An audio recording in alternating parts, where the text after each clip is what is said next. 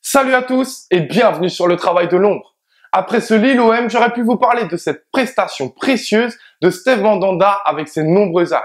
J'aurais pu vous parler de cette tendance récurrente qu'on a à reculer dès l'ouverture du score plutôt que d'essayer d'enfoncer le clou. Ou j'aurais pu vous parler également de cette prestation, de ce match. Ça a été, comment dire, Steve? Ça a été un match vraiment pourri. Ah oui, voilà, exactement.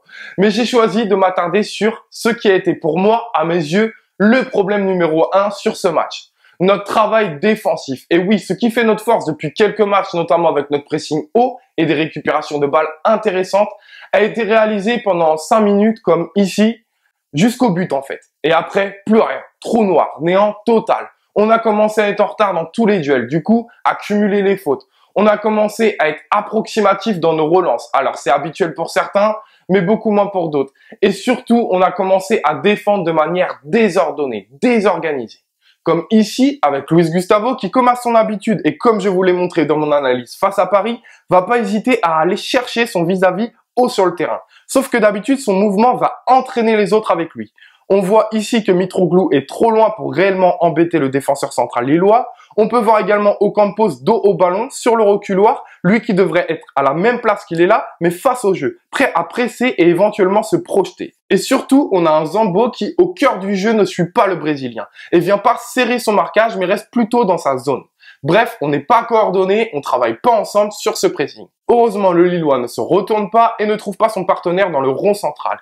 Sur cette seconde séquence, vous allez le voir, le principe est le même. On est bien en place, mais Benzia entre les lignes est seul. Gustavo, encore une fois, décide donc de presser. Et là, l'équipe entière, le bloc doit le suivre pour notamment prendre le marquage qu'il a lâché ici et resserrer ses lignes.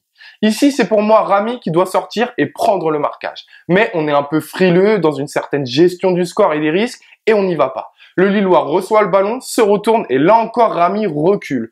Plutôt que de tenter de resserrer l'espace laissé tout en recul-frein.